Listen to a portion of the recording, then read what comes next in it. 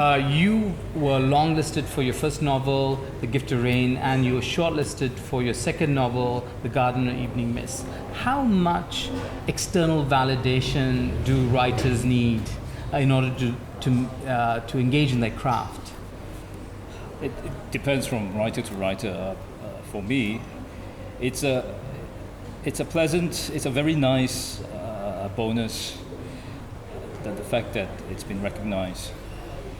But the validation, I think, comes from inside. It comes from the fact that if I walk into a bookshop, I can see my books there. That is enough validation for me, I think. Within the kind of the world of books, there are writers like yourself, there are readers, obviously, there are committees that give awards, and these are made up of experts. But there's also a critical community of reviewers, of people who engage in a discussion about the work. Have you found that your novels have kind of entered into that world, that part of the world of critics sort of debating the work that you do?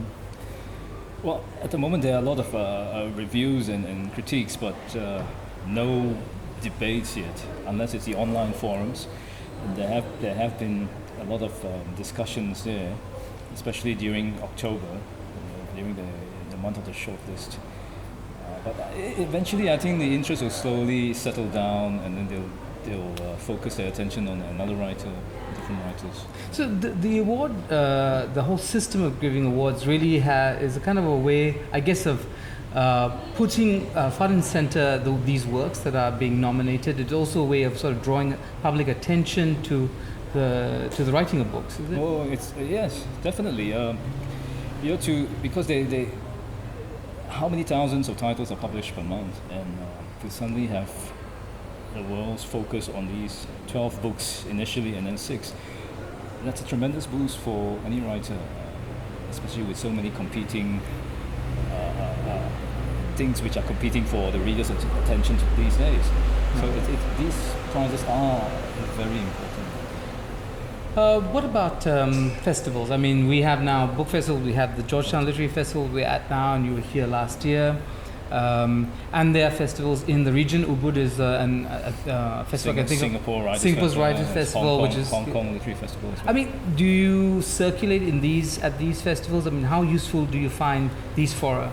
I do circulate these festivals, and I think it's the requirement of the modern day writer now that you have to, especially if you are a new writer, you're just starting out, like a lot of us are. It's a useful platform for you to bring your book to a wider readership as well.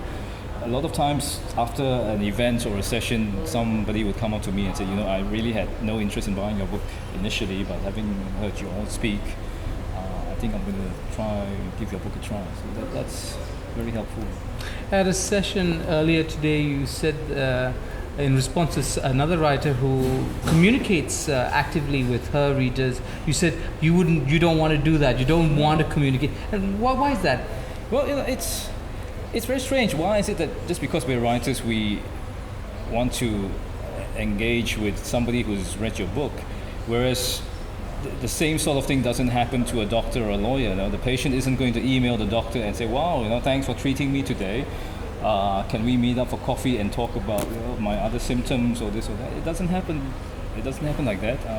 And the fact that it happens to writers, I find it very intrusive most of the times. Is it because you personally are kind of a solitary person? I'm not sure if you are. I am. You read it right. I am. It's once the book is out in the world, I leave it to the readers to interpret it themselves.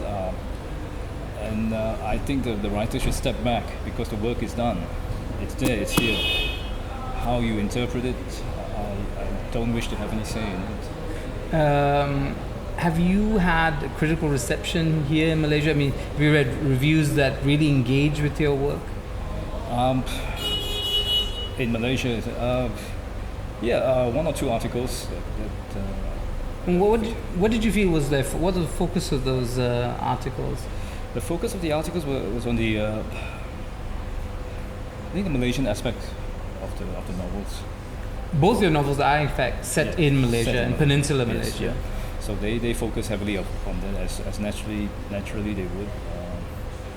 But the problem is, I think newspapers don't give enough space to the reviewers to expand on what they want to write about and discuss about the book. So a lot of times the review feels very truncated, very abrupt. And I think it's where the editors have been slashing out just to make space. All right, yeah. A lot of newspapers here don't have enough column inches Yes, for yeah. book. Lastly, I wanted to ask you what you feel, when you come back to Malaysia, you're picking up the writing, the books that are published in the country, and or if you're not reading Malaysian writers, what are you what are you reading that sort of, as you put it earlier, is filling up that well? You say that well that's depleted by the end of writing a book. What are you reading? Well, at the moment, I'm reading a new biography of J.M. Coetzee, which has just come out in South Africa. It's the first authorized biography. It's very unusual because Coetzee is such a private person, but he's granted quite extensive access to the biographer. It's quite fascinating to read it because the biographer examines the man through interpretation of his words. So, and then it's. I think as writers we will learn a lot from reading. I would learn. Could you, lastly, would you ever consider writing a biography yourself? And if you ever went down that road, whose life would you like to explore and write about? I can't think of anyone. I'm sorry. Nobody in the world as interesting as that. I think it's just I know it's going to be a very daunting task to do a fair job on that person, and I'm not sure whether I'm up to such a. It'll take about 5-6 years out of your life if you want to do a very complete job. And why should you not do a complete job if you want to do it? If you want to write a biography of somebody, you make it as exhaustive as possible. At the moment, it scares me, the amount of work and effort. Okay. Thank you so much, Tony. Oh, thanks, Sharaad. Nice.